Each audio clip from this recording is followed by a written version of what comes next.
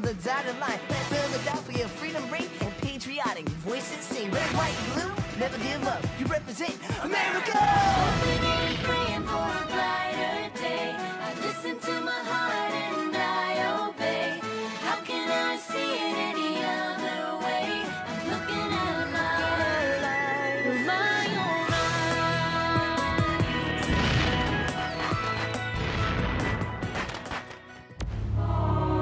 eyes. Today on Liberty's Kids. Washington is the only hero we have. The only man the whole country will support. Otherwise, the revolution will remain New England's war. You signed on with this army for 6 months' service.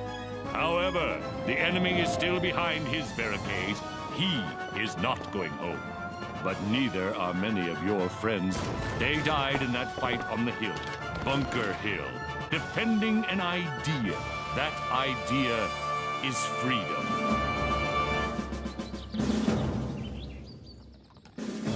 July 1775. Dearest Mother, this has been the hardest, hottest, bumpiest trip I've ever made. Thank heavens it's almost over. We are 10 days out of Philadelphia and should arrive in Boston any time now.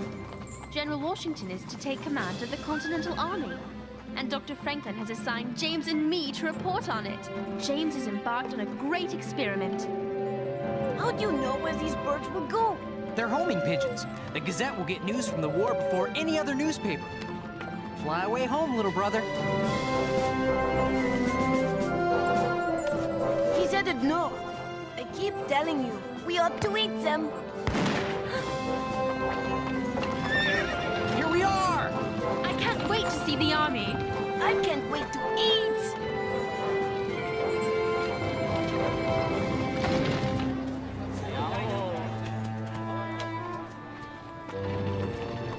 This is an army?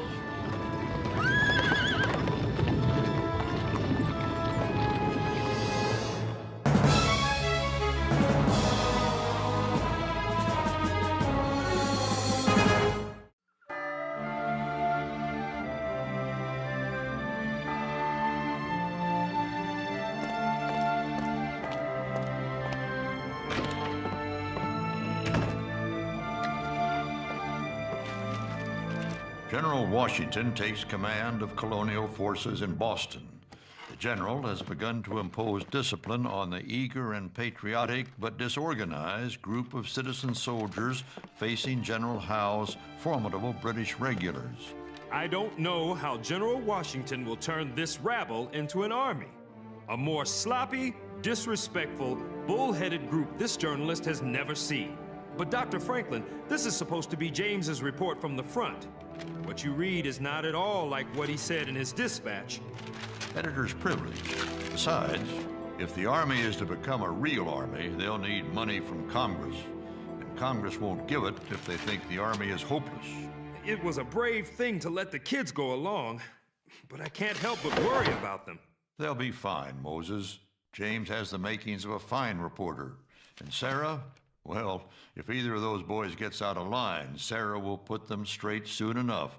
Have you spotted any of James's pigeons yet? I've seen plenty of pigeons, but none of them look like war correspondents. I told him that the distance might be too great. Just as well he uses the Army gallopers as a precaution.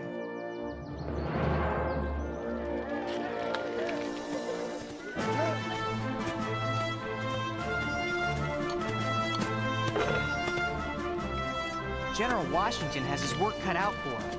He has to strengthen the area around the entire city and somehow whip this bunch of farmers and layabouts into an army.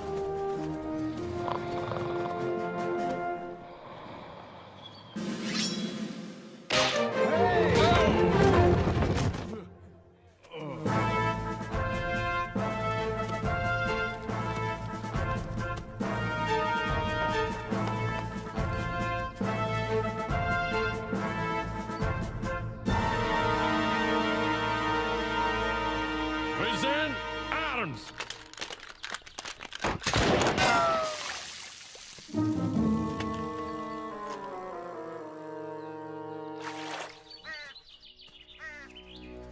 Would you say that rations here are low?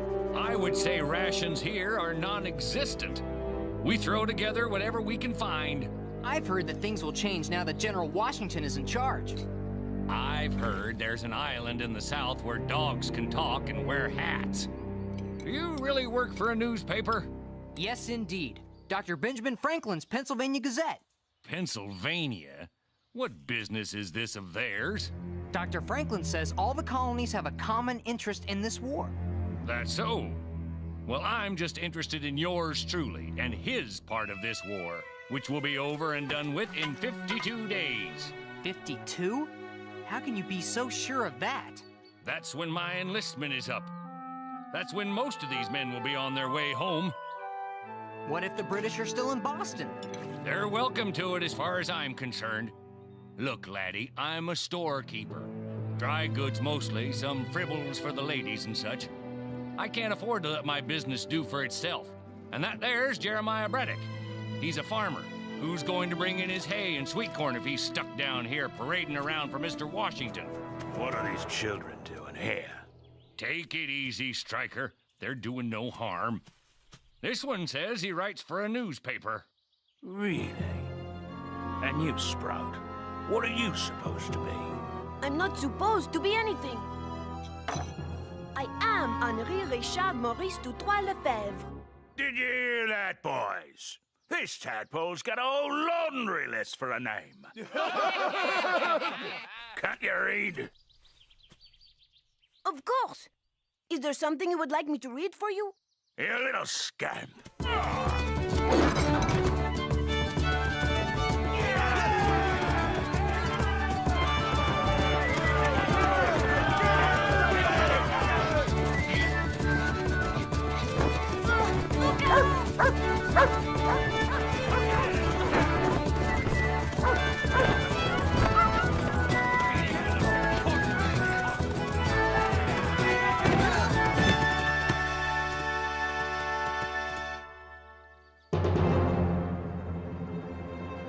Look at him, the big pig farmer from Virginia.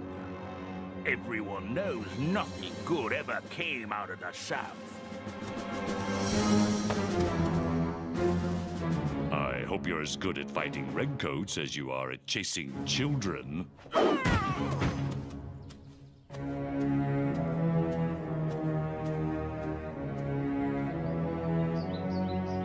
Dearest Mother, James spends more and more time each day with General Washington's aides, trying to find out and report to Dr. Franklin the Army's plans.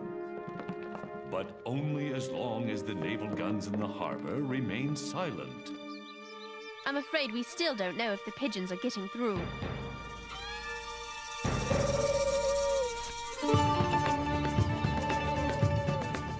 I thought Philadelphia was that way.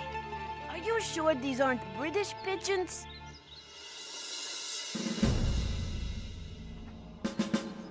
We only have one doctor. Poor Dr. Marston, for the men here and over at the school. And you know, he's not well himself. Were these men wounded in the battle at Bunker Hill? Yes, but most are just sick.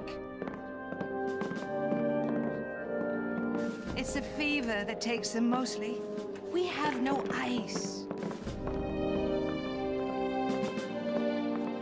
I wonder what devotion to duty or country would make men go through something like this.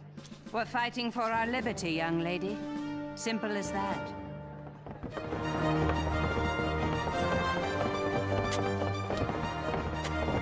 If these New Englanders don't know how to drill yet, they certainly know how to dig.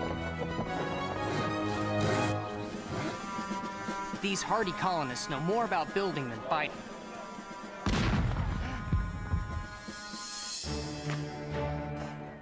They never had an army, but they have carved a nation out of a wilderness. No one knows how long the British will wait before they attack. Or, indeed, why they are waiting at all. We can only be thankful for the time to ready this army.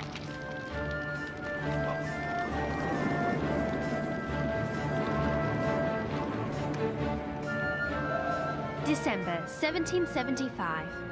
Dearest Mother, we've been in this camp for nearly 5 months. A beautiful autumn has come and gone, as have all the leaves on the trees. Henri stays out most of the day, and comes in with a bag full of odds and ends he's collected from the battlefield. He insists there will be a big market for souvenirs of the great battle for Boston.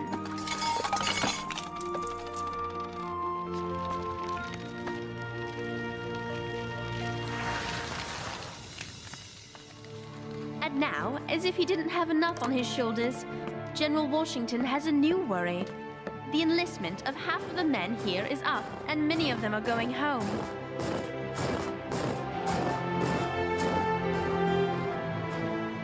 In this freezing cold, General Washington's army is melting away in the face of a dangerous enemy.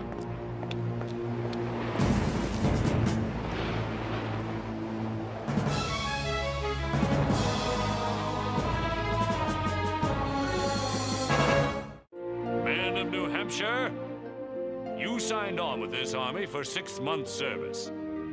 That enlistment is now up, and you want to go home.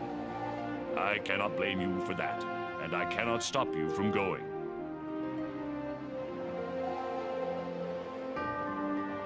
I'm here to appeal to you to stay. 6 months ago, you and your neighbors stood on that hill, Bunker Hill, and heroically fought off a superior force. The enemy is still behind his barricades, and he is not leaving until we make him do so. He is not going home, but neither are many of your friends and neighbors. They died in that fight on the hill, defending their honor, defending an idea. That idea is freedom. Before you go, I ask you to think about the men you knew and loved who will forever man their post on that hill.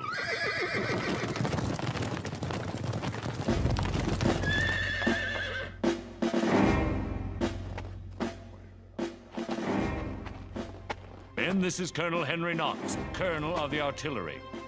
There are 56 British cannons waiting for us at Fort Ticonderoga, captured this past May. Knox needs men to move those guns here, to Boston, to bear on the enemy. We need artillery to drive the British from this city. Who will go? The time is past when we think of ourselves as New Hampshire men or Virginians.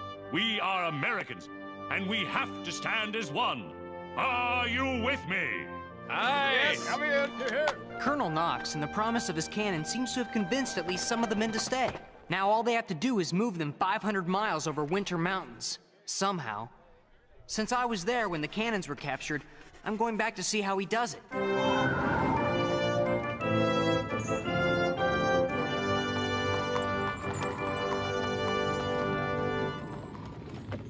Will the pigeons come here, or go on to Philadelphia?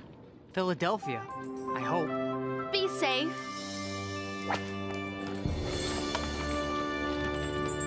I'm going to visit with some of the new recruits in from Maine. Want to come along? No, I've got an assignment of my own.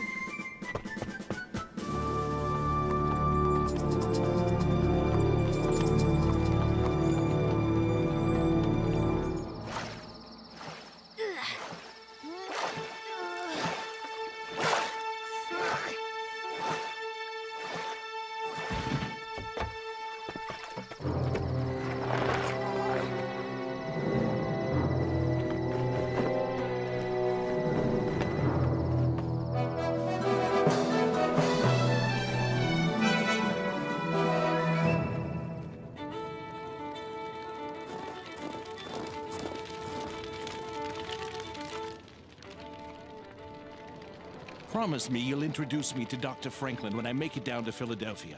That's a promise. I've read every edition of his Poor Richard's Almanack. Really?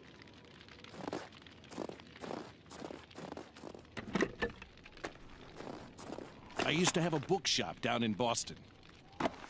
Ah, here it is. Poor Richard's Almanack. Never failed to find something useful in these pages. Listen to this. If you would not be forgotten as soon as you're dead and rotten, either write things worth the reading or do things worth the writing. Well then, Colonel, you do the doing, and I'll do the writing.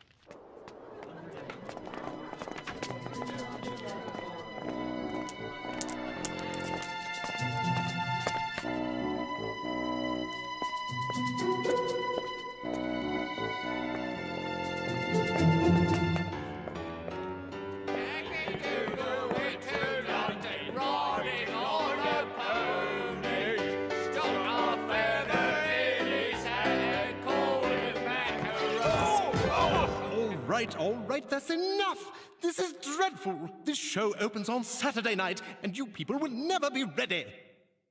General Howe himself will be here, and he's issued a special invitation to General Washington himself to come and bring his own noose. Take it from Reggie's chorus. Reggie! From the top. And for heaven's sake, will you two decide on who's wearing the cowsuit? Yankee Doodle came to Boston, thought he'd beat the Tommies. Got a look at Gage's guns and ran right home to Mommy. Yankee Doodle went to war, Yankee Doodle dandy. Thought the Brits would run away, but he found us too handy. Hey, you! Get back here! Hey! There he is! I've got him! Come back there!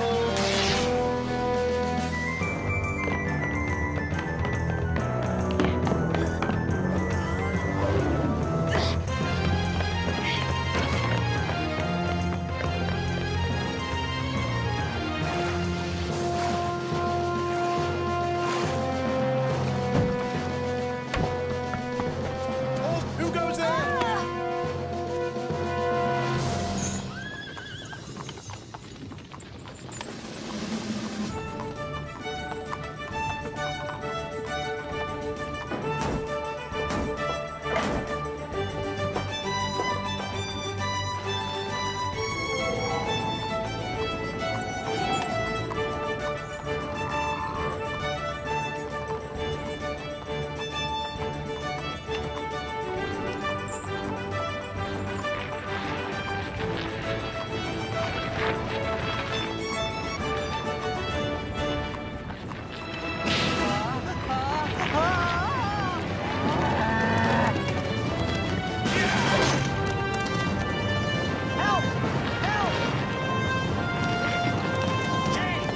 James! Try to jump! Jump, James! Jump!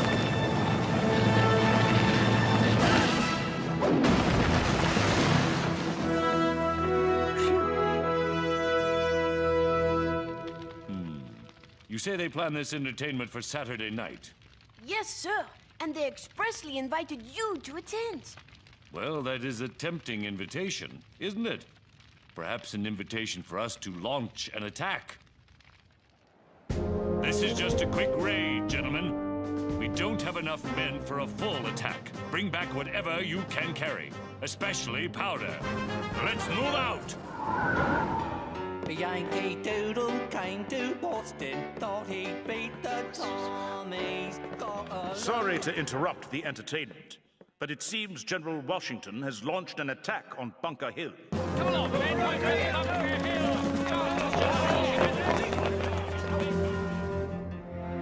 General Washington's captured much-needed supplies in his raid, and let General Howe know that the Americans will attack without warning.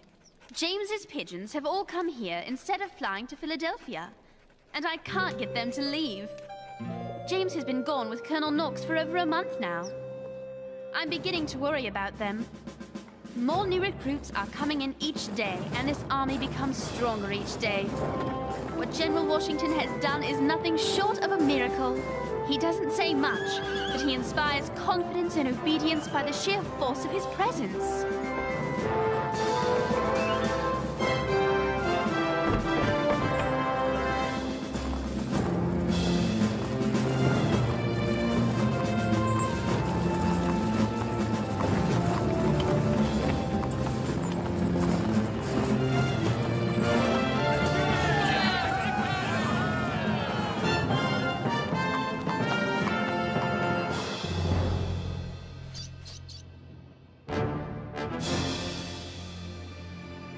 What is it? Those weren't there last night.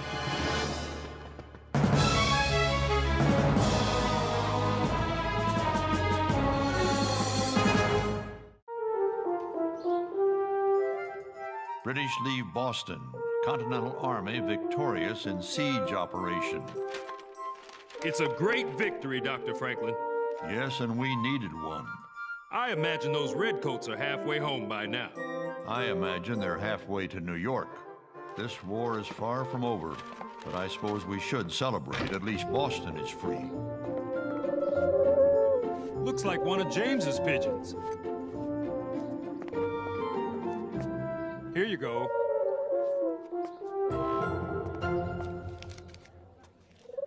June 28th. We've reached Newark and should be in New York by tomorrow morning. That dispatch is months old. Where on earth have you been, Bird? Wherever he's been, he's probably ready for a nap.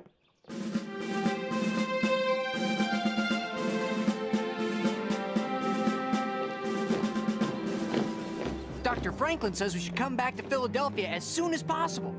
What will happen here? We'll keep a garrison here, but the bulk of the army and new troops from the southern colonies will be gathering in New York. How long do you think the war will last, Colonel Knox? I don't know, Sarah, but we have to be ready for as long as it takes.